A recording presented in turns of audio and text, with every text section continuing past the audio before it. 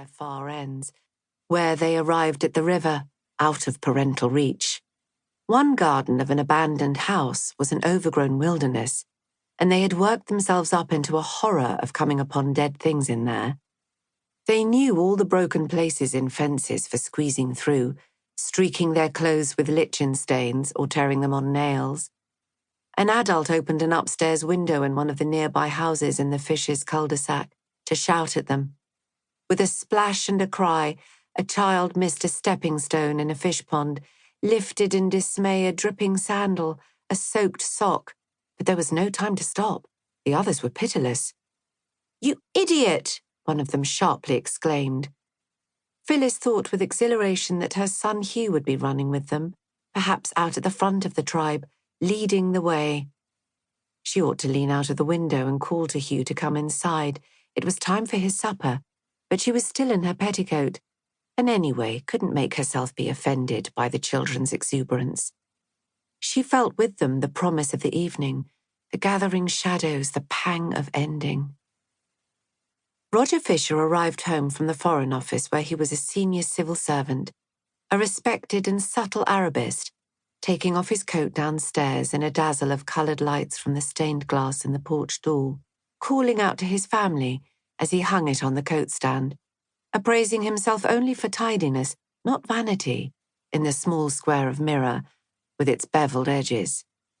He was tidy, medium height and stocky, waist turning to softness, striking jowly face, dog-heavy eyes, dark shadow of beard growth, black hair slicked back.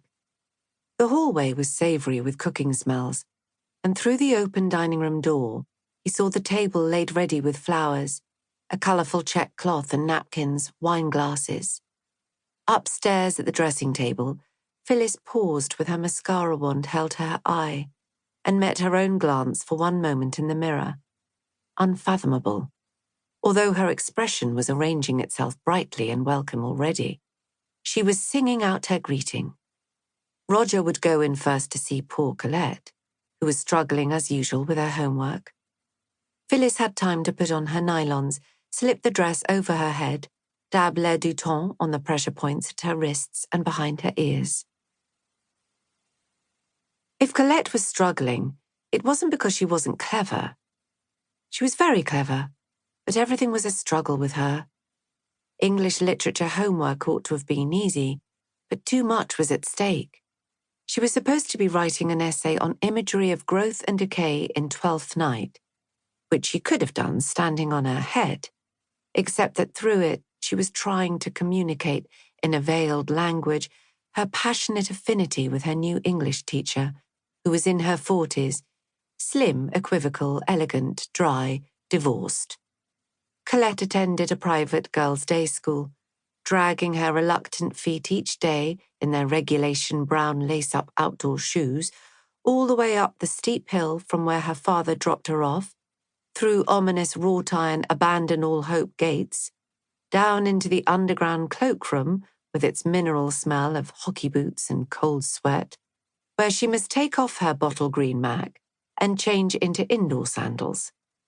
Girls at Otterley High were hearty and sporting and blithe, gifted with unconsciousness of themselves. Colette was a lonely, tortured intellectual.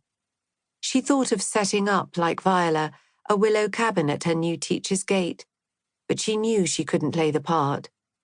Viola had to be exquisite, poignant, pocket-sized. Colette was substantial and square-jawed, bosomy, with curling dark hair at a moment when only dead straight hair was beautiful.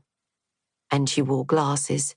Stubbornly, she had insisted on standard issue National Health glasses with transparent pink frames. "I'll buy you some more attractive ones," her mother had pleaded. "Your father won't mind paying." "I don't want more attractive ones," Colette had bleakly said. Although she read everything, she refused to read the novelist her mother said she was named after. She could guess what her mother's idea had been calling her Colette in the first place. She'd been imagining some fey imp of a child, skinny and lithe and French-looking, blinking appealingly through the fringe hanging in her eyes. Some child who was not her. Bitterly